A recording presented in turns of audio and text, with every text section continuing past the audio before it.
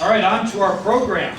Pauline Heckler is an 11-year member, nonprofit consultant, and she's going to set the stage for the program today. Pauline?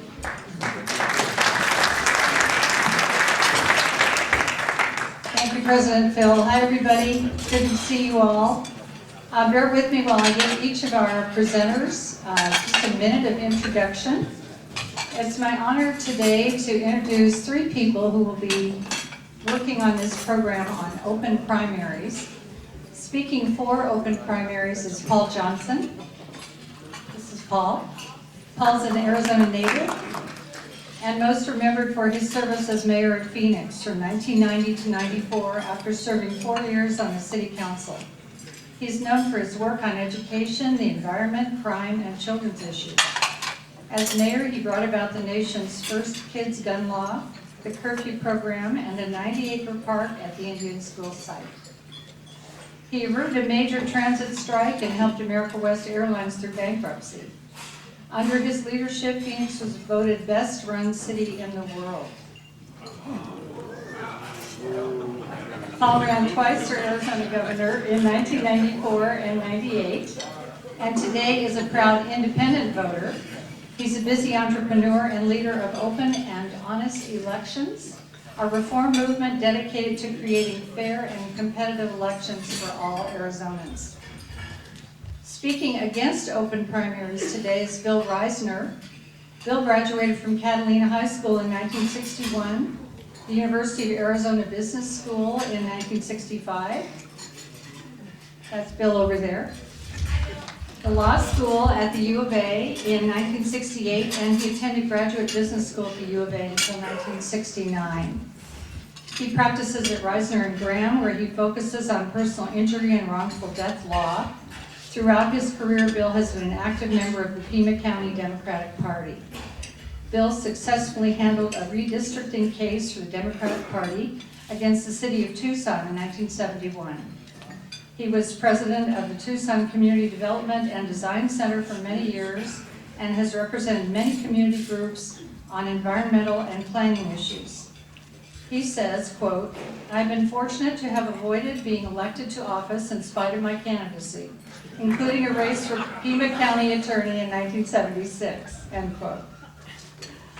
And our distinguished moderator today is the Honorable Jim Colby. You all probably, a lot of you know Jim. Jim currently serves as a senior transatlantic fellow for the German Marshall Fund of the United States. In addition to his work with GMF, Jim serves on the board of counselors for McLarty Associates and is president of JTK Consulting. Locally, Jim serves on the boards of directors for the Community Food Bank. It's been 30 years he's been on that board. And Critical Path Institute as co-chair of the Governor's Transportation and Trade Task Force and on the Council on Foreign Relations. For 22 years, Jim served in the U.S. House of Representatives as our congressman. Prior to Congress, he served 6 years in the Arizona State Senate. Jim was commissioned in the United States Naval Reserves in '65 and gave a year of service in the Republic of Vietnam. He retired after 10 years as lieutenant commander. Jim graduated from Northwestern University with a bachelor's degree in political science and from Stanford University with an MBA. Accompanying Paul Johnson today are Patrick McWhorter, Arizona Campaign Director of Open Primaries. Patrick, would you stand? Thank you. And the President and Vice President of the National Open Primaries, John Opdyke and Jeremy Gruber, who are also here from New York City.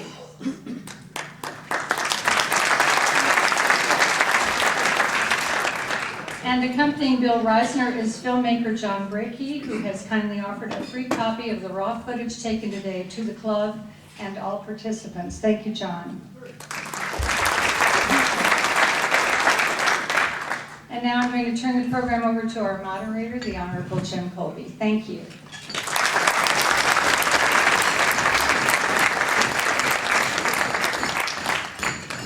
Thank you very much, Pauline. It's great to be back in this room with the Rotary.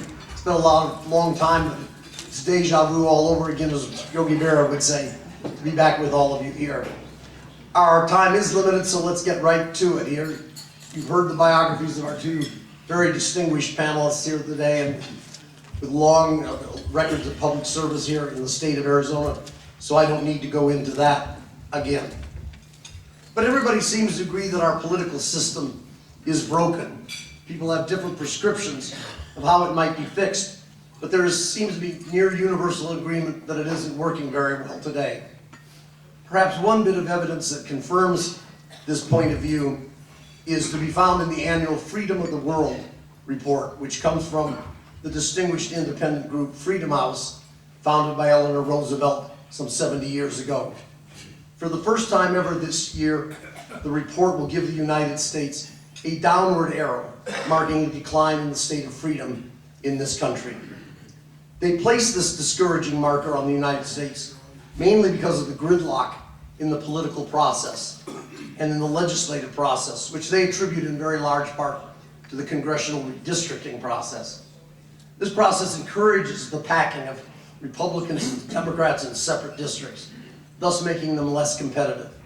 The same can be said of state legislative district. The result is a polarization of political ideologies. Extremists on either side of the political spectrum populate the legislative arena, while moderates or centrists have very little voice in the political arena. What can be done to correct this distortion in the legislative arena? One suggestion is open primaries, allowing voters of both parties where the top two vote getters of whatever political party end up on the November general election ballot.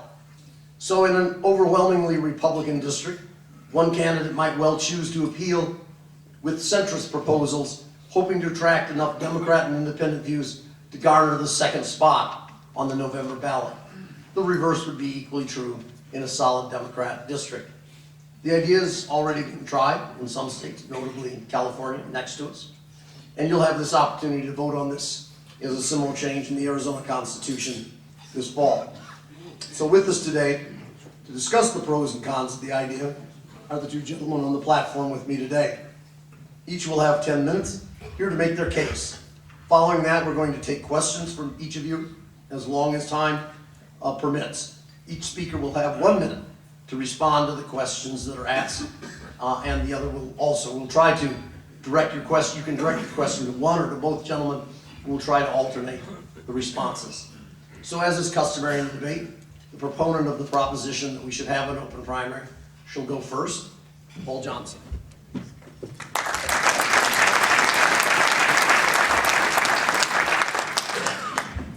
They always put these things too low. Did everybody hear me back there? All right, great. Well, first I'd like to thank you so much for giving me a chance to talk a little bit about what we're doing. I'd also like to thank Jim for being the moderator. When I went into politics, Jim was a congressman and certainly an icon for Arizona. Also, his brother I used to hike with weekly. He was a columnist for the Arizona Republic, and he probably had a greater influence over my political thinking than anyone else I can think of at the time.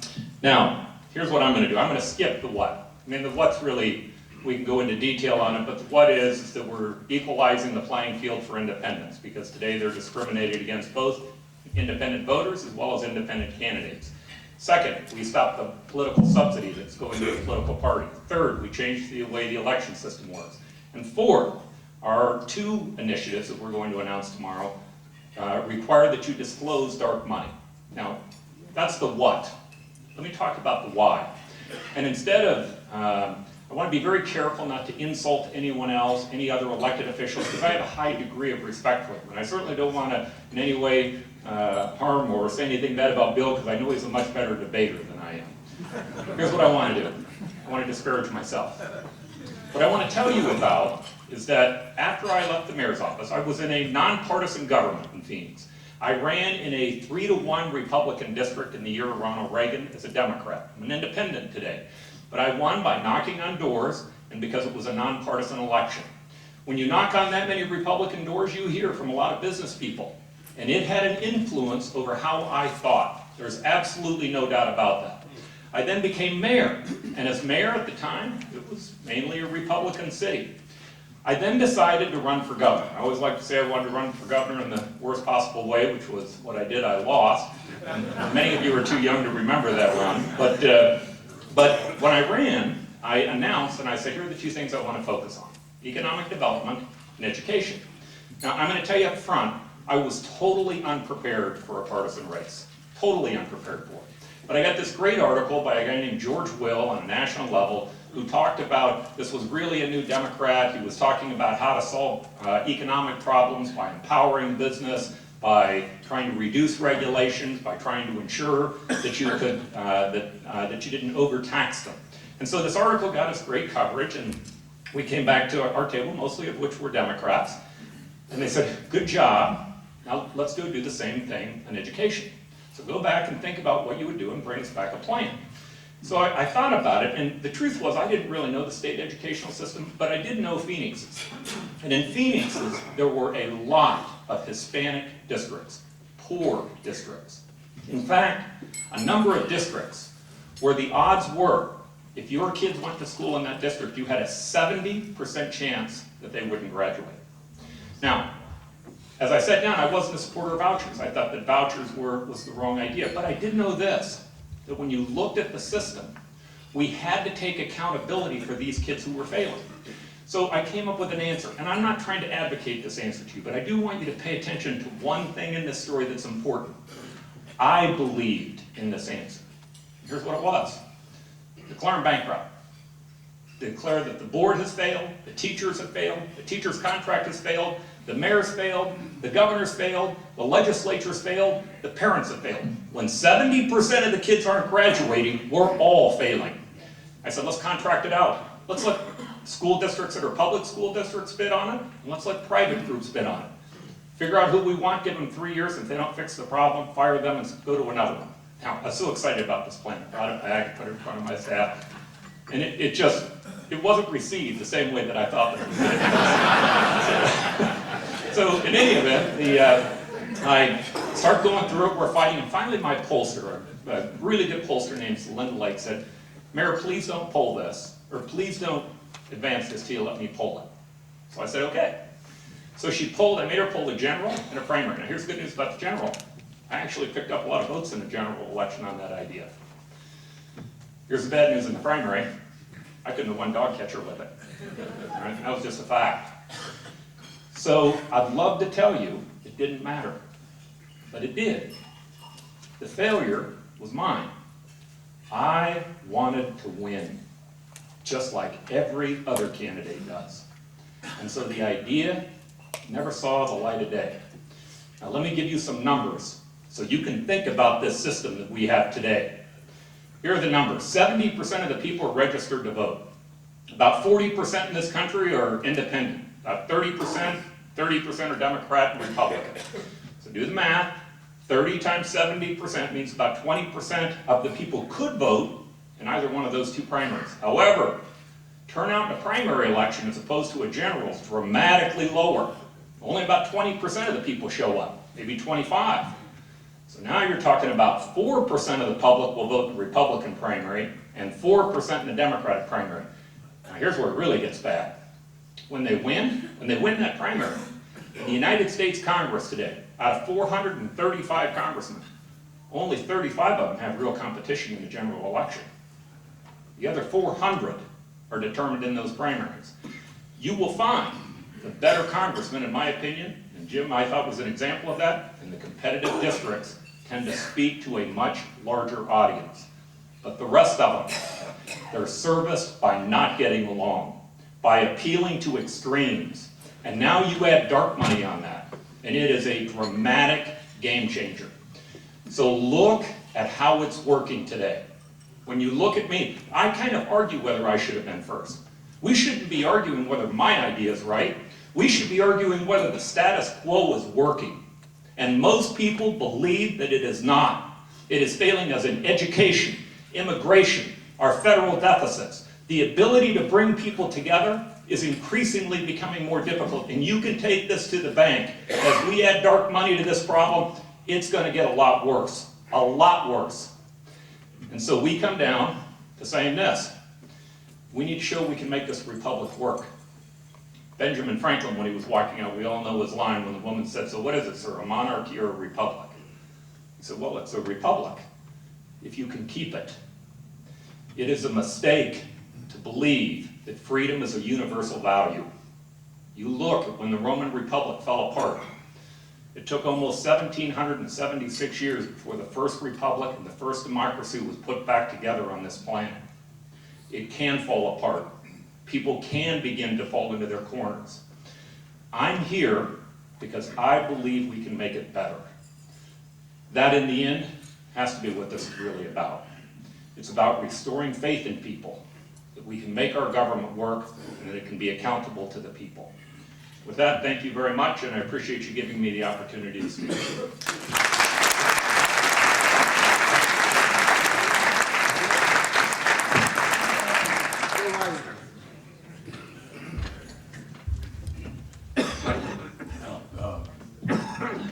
Thanks very much. I would say I agree with huge chunks of what was said in terms of the situation being not good in this country.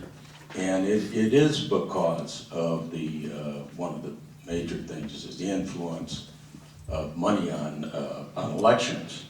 But in terms of a debate, it's a little bit interesting because he didn't say anything about his plan as what to do. He didn't say anything about how that would change anything.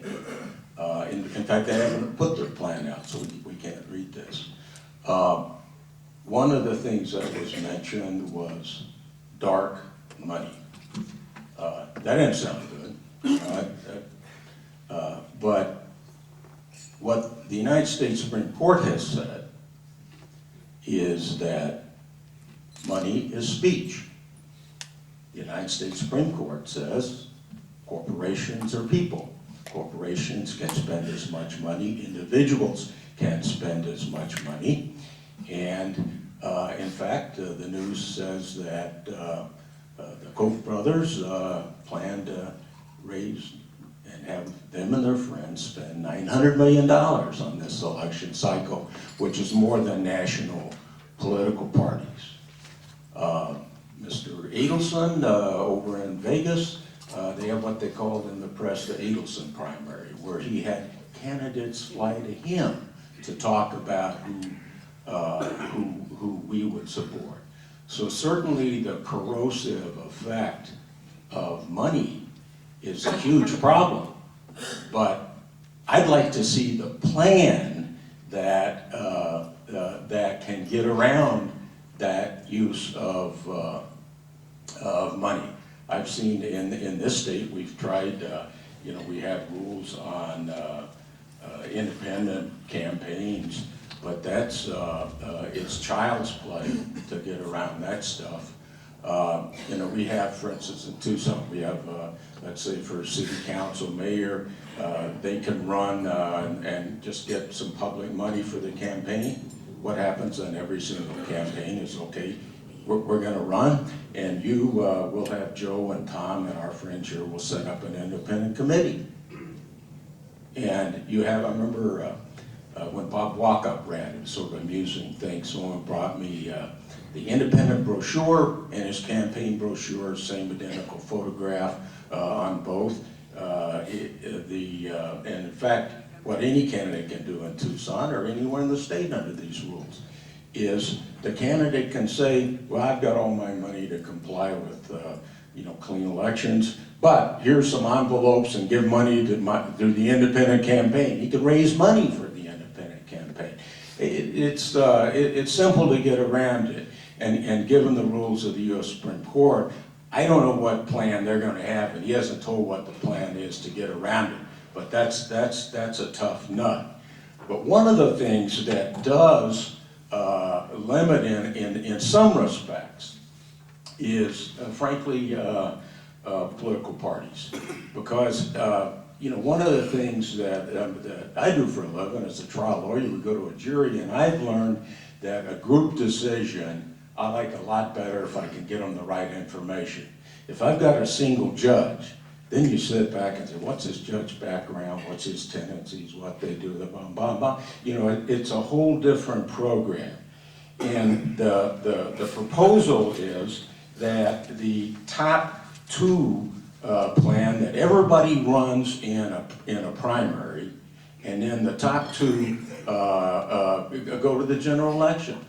And that's so what you're doing is enhancing the ability of money, because all those candidates have to get information out.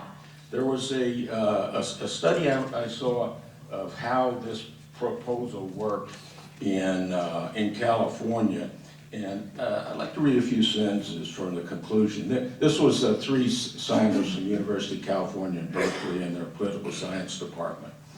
It says the intent of open primaries is to counter growing polarization among representatives, and thus potentially to improve democratic accountability. Yet, in the case examined here, no such improvement occurred. For significant change to develop, reformers must have to go beyond the rules to find a way to substantially increase voters' information. In fact, by increasing voters' options without increasing information, the experiment suggests that the top two ballot led to slightly worse voting decisions. Voters chose candidates ideologically further from themselves under the top two format than with the closed ballot system. Since most voters are moderate, this means they chose more extreme candidates on average. At least with the political parties, you have precinct committee people, they have county committees, they develop a platform, you talk about issues, you can look at the campaigns. People know that certain political parties tend to go one way on an issue, another way, and those who are concerned about the primaries can go and vote and choose the people for that is more like them in terms of the issues that they want. You heard problems about the problem's money. You heard problems about information, and it's very hard to get information out. I was a candidate in 1976 for the county attorney. I went down to the Arizona Daily Star late in the race. I said, here's a check, your rates, here's X dollars for a half-page ad. And here's my ad. Guy says, we won't take your check. I said, well, what's the problem? The check's good, I can get cash. He said, no, we won't run this ad. I said, what's the problem with the ad? It's a good ad, but we're for the other guy. We're not gonna take your money, and we're not gonna run your stuff. That's the way it is. You wanna get your message out, buy your own newspaper. You wanna go on television, buy your ad. So can you imagine a situation where you've got 6, 8 people run, as many have run? It's a piece of cake. The big money guys, we're worried about these candidates. We'll flood with a few extra candidates here and there. We'll manipulate the system. The system of having everybody on one primary makes it more expensive, because in the primary, you have to pay for the whole electorate, whoever might show up. So it costs more money to get your information out. And how do you get that information to people, that solid information? How do you keep the wolf in sheep's clothing that's got the big boys behind them? And one of the interesting things here is this is a big boy proposal.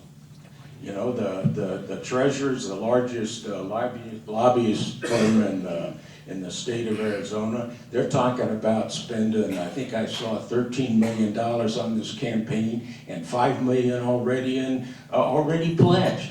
Who's coming up with that kind of money? Who benefits from that? I looked at the Secretary of State's website on how much was spent in campaigns in the past. You see maybe a few $100,000 on a statewide campaign, $1 million or $2 million. This kind of money is huge. And yet they're talking about that money's the problem. We need to see the details. This is a wolf's in sheep clothing plan.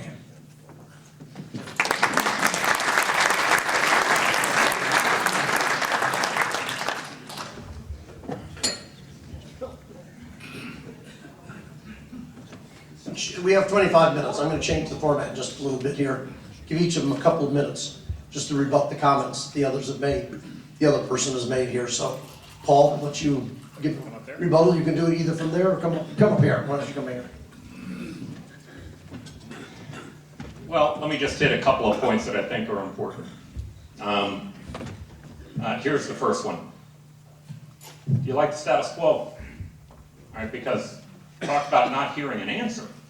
What we heard was that all the problems that we talked about are right, but what we ought to do is just leave it like it is. Just leave it alone. I have to tell you, I face elected officials who say that every day. Elected officials who win under the current system say to me, competition costs more money. Well, duh. Competition costs more money. Candidates will spend more money.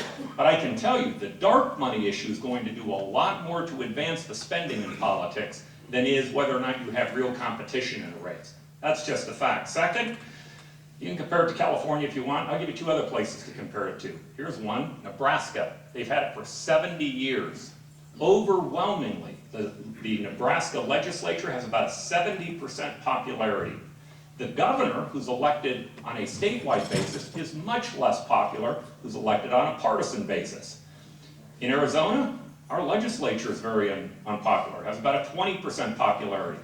But most cities that are elected, in fact, every city in Arizona that's elected on a nonpartisan basis ends up running in about the 50s and 60 percentile. You don't have to go far to see how this works. Right? Every city except for Tucson in Arizona has a system that works this way. You run in a general election, that's what you do, and then the top two vote getters go to the next level. I did that as mayor 2 elections, I did that as a council member as 2 elections, and I will tell you something else. As a Democrat, I won in a 3-to-1 Republican district. How? Because it didn't matter as much.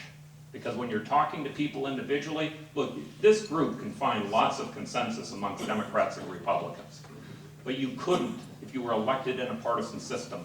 Because then there's an incentive to not agree and to not get along. Our dark money effort, it's not that complex. Here's what it says. You have to disclose. Now, I'm a little bit of a libertarian on this, so I will tell you, here's my opinion. You ought to have the right, when you make money and earn money, to spend it any way you want. But the rest of us ought to have a right to know that you're spending it when it's spent on politics. I can go through the details of that effort, but nonetheless, that's what it does. Thank you. Bill.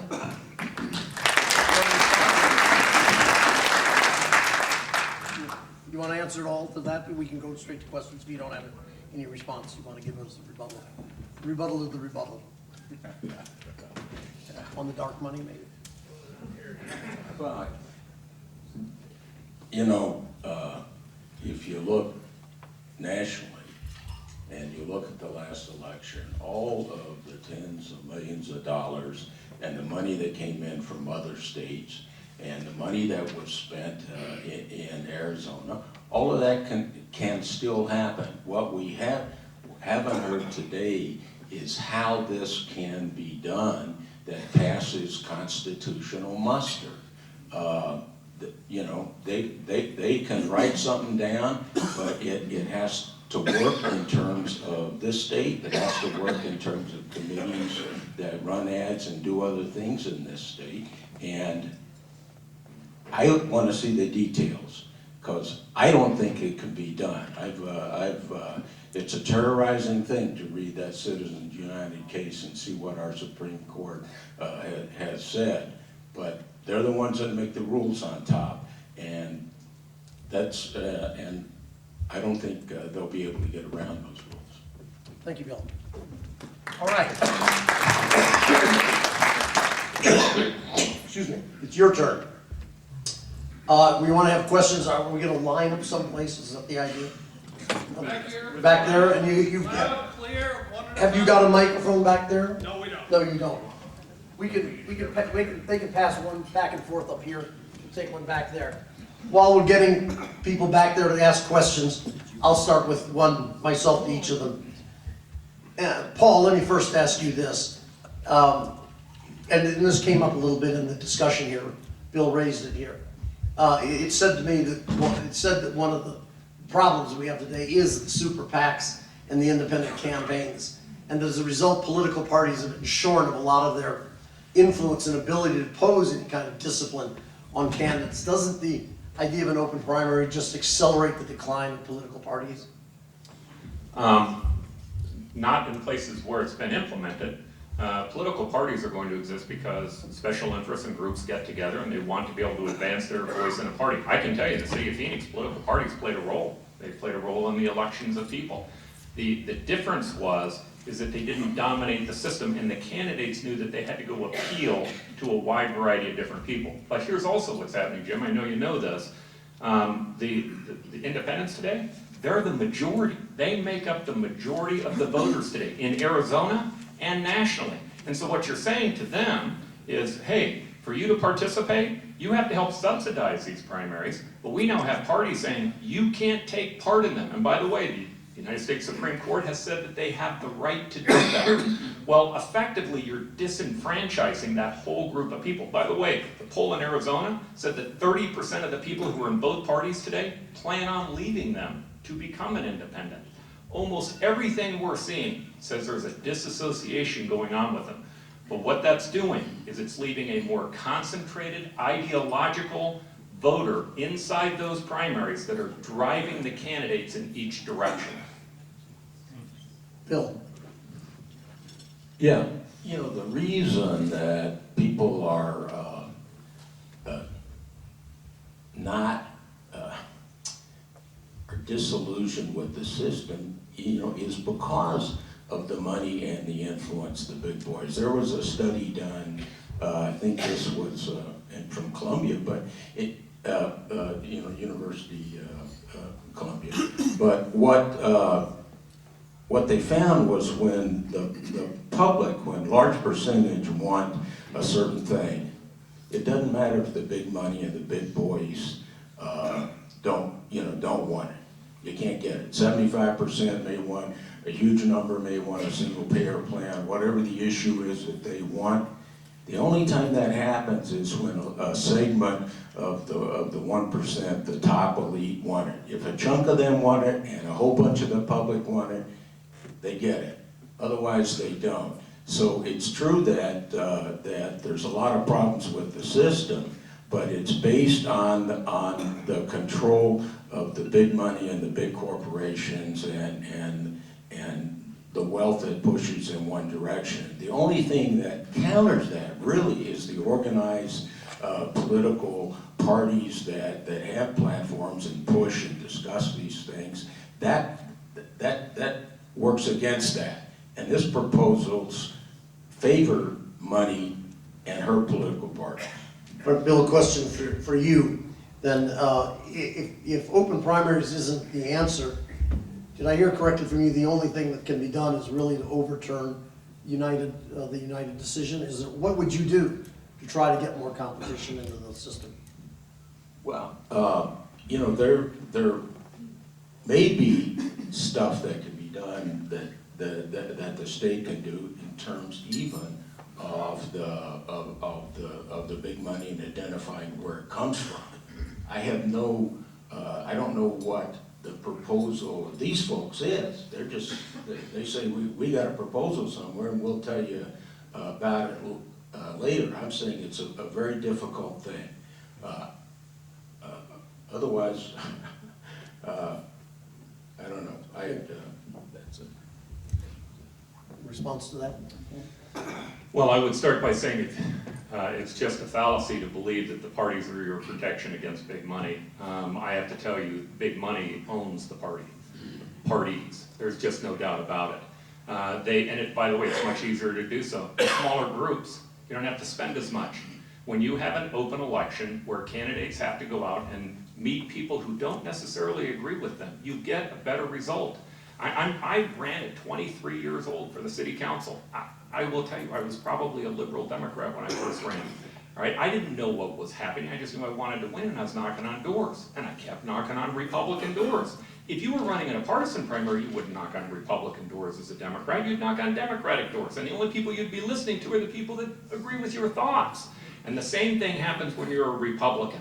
But when you have to do the opposite, and people chew you out. By the way, I've been chewed out a lot as a councilman and mayor by people who didn't agree with what I was thinking. And I always knew I had to listen, because they had a right to have a say over me and my future and whether or not I was going to win. And listening is really key to good public policy. The best public policy. I think the Democratic Party does a lot of wonderful things. One of the wonderful things they do is they focus on people programs. Republicans, they tend to focus on the human spirit and how we can engage more and help entrepreneurs and people who create. I don't see either one of those as being bad. I think there's something great that you can draw from each one of them. But that's not what's happening in the system today. Okay, let's go to our audience here. We have a couple of questions in the back there. Yes, sir. Bill, I heard you say that money is speech. And I understand that, you know, it's about freedom of speech and so forth, but what that also says is that if you don't have money, you don't have the freedom to speak. And that seems to be a huge problem. And so I'm really basically asking both of you, how do you solve that? How do you give the voice of the person that doesn't have the money equality with the one who does? Bill, we'll let you go first on this one. Well, you know, I'm saying what the Supreme Court said. You know, a lot of other countries have different systems. There are countries, for instance, that say that when TV stations, radio stations using the public airwaves, that they provide a certain amount of free time to political candidates to get views out, where they don't need a lot of money to buy it. You could have actually have newspapers or certain media resources that would help get information out to people. The real question is, how do people get information? How do you get real discussions on issues? And we don't get that now. I agree. If you look at the debates you see on television, who runs the debates? Well, a little corporation runs this one. Fox News runs it, so they have their person ask questions. The next person does it. They have their little person. Everything is kind of structured. So it is very difficult. You need to get information out. But Paul, when you have to run against, you know, like in an open primary, if everybody you have to get that message to in the primary, it inherently costs more. It takes more money, and it's easier to rig the system. Paul, yeah. Two things to try to answer your question. The first one on the money question.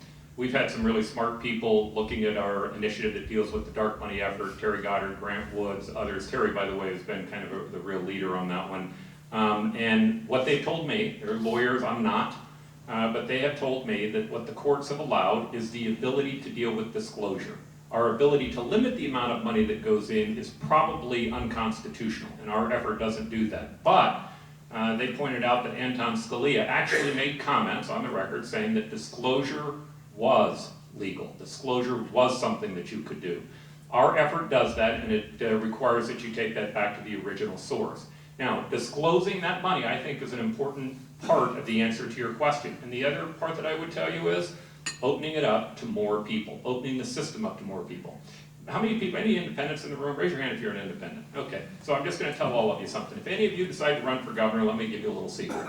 If you run as a Democrat, you need 7,000 signatures. If you run as a Republican, you need 7,000 signatures. But for any of you, if you decide to run for governor that are independents, you need 34,000 signatures. By the way, if you're independents, and you go in and you apply for an early ballot, just like Republicans or Democrats do, every year you have to renew it to vote in the primary. You don't have to do that if you're a Democrat or Republican. It's by design. They don't want you. They want to narrow the amount of people that can have a say on them. Because what that does for the special interests in those parties is it dramatically increases their power. To me, expand it to more people and disclose the money that's being given out, and that's going to give us the best way to give a broader voice to more people. Okay. We have some questioners lining up back there. Yes, sir. Yes, sir. Thanks to all three of you for being here. And I have a question that's not exactly along the lines. I'd like to ask a question of the moderator, Jim. And since you're the moderator, I'm just moderating. I'm not answering questions today. I did enough of that. The question is, I think everybody agrees that politics appear polarized and radical on one side and another and so forth. And I want to ask Jim, and you have, you know, quite an extensive career in politics and history and so forth. I want to ask your opinion as to just how polarized they are now. And the reason I'm asking that is I have, and I'm sure most of us have read articles or seen political cartoons going all the way back to the revolutionary times. And the politicians were at each other's throats, and they were accusing each other of, you know, hiring prostitutes and stuff like that. And that has kind of gone on almost throughout the American history. So I'd like to ask Jim, in your opinion, is it that much different today compared to maybe when you first got in politics? Well, I'm not supposed to be answering the questions here today, but I will just tell you, and by the way, I have a kind of a 50-minute lecture on this topic. You're so invite me back sometime. I'll shorten it down to the Rotary length of time here. But it is and it isn't. In some ways, it's no worse than it was before.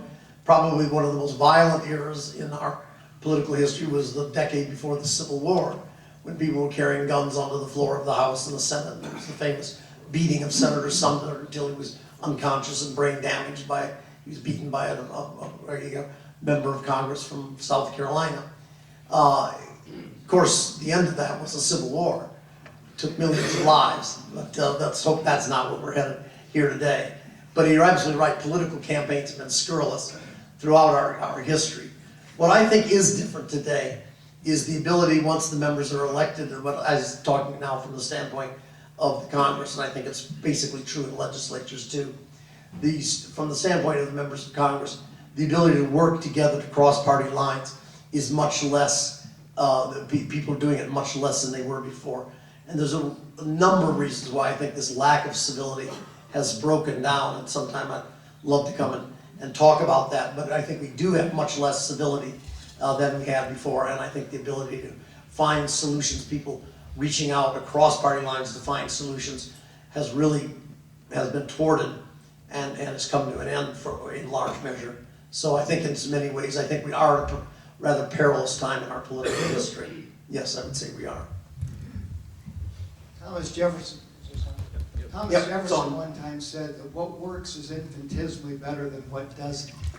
You know, as we look at, when Paul's city was voted the best run city in the world, Tucson wasn't in second place. And those of us that have lived in both places have seen that. The city of Phoenix functions a whole lot better than the city of Tucson does, and it functions as a city manager form of government rather than as a political form of government, even though we call ours a city manager form of government. And I think when you have 40% of the registered voters in this state being independents, we've got to get more people involved. And I think all we have to do, we don't like to look at Phoenix as an example, but they're run a whole lot better than we are. And I believe it's because a lot more people are involved in their election process and how many people participate. And I'd like to have your comments on that. Okay, great comment. I'm not sure there was a real question there, but each want to comment on that? I'll put it into kind of a question. Do you think Phoenix does run better because of the kind of system it has, or not? Bill, you go first. Yeah, I have no idea. No idea. But what, in terms of the proposal for top two primaries, the group that has been hurt through experience, at least in California, has been independents. It's been much more difficult for them to get on the ballot and go through. So I don't think the proposals that we're dealing with will help any of the problem that he's talking about, to the extent that it's a problem. But I'll certainly defer to the ex-mayor of Phoenix to tell us what a great system they have. Before you completely answer that question, Paul, would you respond to the comments that were made earlier by Bill about this study in California? And Sure. Is it true? I know the studies. By the way, you can get a copy of the California study done by the Open Primaries group. I will tell you, in California, Democrats did not like the open primary. Why? Well, because they were in control of the state. They had the control of it. Labor unions did not like it. They have lots of studies coming out of labor unions and the social scientists that work with them that tell you it's a really bad deal because they'd like it to go back. Right? The group in power almost always hates this change. But if you go to Nebraska and you talk to them, and by the way, the elections in California went from being the least competitive in the country to the most competitive in the country. Also in Nebraska, you find these strange coalitions. I'm just going to give you one bill that passed there. They passed a bill with Republicans and Democrats that gave prenatal care to illegal immigrants for free. All right, passed through a Republican legislature. Why? By the way, Right to Life and Planned Parenthood both sponsored the bill. All right, it was vetoed by the governor. Because the governor knew that with illegals, you did not want to be taking that position in the Republican primary. You can't win with that. But the Republicans in the legislature did, the leadership did. Why? Because they can go talk to Democratic votes too, and independent votes too. All right, all of a sudden, finding those answers, the whole paradigm shifts. It does in city politics. Now, I wouldn't even think about telling you Phoenix is better run than Tucson, right? So that's not going to happen. So here's what I will tell you. As mayor, as a council person, it just seemed obvious to me that if I wanted to support education, I needed business to work. I get the Democratic Party, they always hate money and moneyed and corporate interests. Well, let me tell you what I saw. There was the money interest, the corporate interest, the businesses that could thrive, that gave us money to pay for better neighborhood programs and more cops and better education. These things aren't disconnected. They're tied together. We may not like the guy sitting at the other end of the rowboat, but I'm going to tell you a little secret. If they sink, we're going to sink with them. We're tied together. I thought that was common sense until I ran for governor. Right? And then I recognized there's two sides, and you need to pick a side. And here's my answer to you. Baloney. Baloney, there are two sides. We're all one people, e pluribus unum. That used to mean something. Our ability to come together, to find common ground, we can do it. But this system that we have, which by the way our founders did not like, it's not purporting that, it's not supporting that and its ability to work. Okay, we're gonna take one last, this is gonna be our last question back there. The discussion today focuses on free speech, on open primaries. Isn't the key issue really transparency? That's an overutilized word, but here we are as the public, as taxpayers, responsible for making laws work, electing people. What about true transparency? And in particular, all the money that we're talking about. Why not disclosure, full disclosure of where, when, why? Okay, Paul, you go first and Bill will get the last word. I will make mine really short. We totally disclosed where we've raised our money from. By the way, we raised national money. There was a question as to why. I can tell you why. 4 years ago, when we ran this effort, there was $122 million that flowed into a 501c4. About $2 million of it was spent against the open primary. We don't necessarily know who put that money in, although there's strong suspicion it was the Koch brothers. What was clear to me was that when you run this type of effort, that there can be a lot of pressure by the establishment to stop funding on a local level, even from people who are high net worth people that agree with you. We went out of state. We now have an effort nationally, not just in Arizona. John is heading up an effort nationally to do this in other states. And there are some high net worth people who are really worried about our Congress. They're patriots. They believe, conservatives and liberals that believe we have to get people who don't agree with one another to talk to one another again. Now, we've disclosed that. We've been transparent. We already have opposition. It's already being paid for, but you won't know who it is. You're not going to be told who it is. Yes, transparency matters. We think, we believe, and again, I'm not a legal scholar. I'm a business guy at the end of the day. I'm a guy who was mayor of the city of Phoenix. I can't tell you legally whether what we're promoting is constitutional. I can tell you that some really smart legal minds in the state have said that what we're doing is legal and is constitutional. Okay, last word, Bill. Yeah, well, I totally agree that transparency would be a great thing if you can get it. But if you look at the last national election, I forget that guy, it was Bush's brain that went out and raised, Karl Rove, yeah. He was working for issue groups. And the issue groups that they would raise money for and affect campaigns and put all that kind of money out didn't have to make these disclosures because they didn't say vote for Joe Blow or vote for somebody else. All I'm telling you is the money has a lot of ways to get around this sort of stuff. And I hope somebody can come up with a plan to affect that. That would be wonderful. But the top two primary plan enhances the effects of money and takes away from one of the ways we have for candidates to get their message out that doesn't take a lot of money. So those things, it's strange that they're together, which makes a suspicious mind suspicious. But definitely money disclosure, if it can be done right, is great. Top two, very, very bad idea because it enhances the ability of money. Great, thank you very much. Please join with me in thanking our two participants. I think it's been a great discussion. We're going to hear a lot more of this during this coming election. Paul has asked me to let you know that there are some forms on the back of the table there. If you want more information about open primaries as this campaign proceeds, you can take one of these and send it to them or fill it out here. And again, thank you all. You've been a great audience and great questions. And I hope it's been a good discussion and somewhat enlightening for you. Thank you all very much.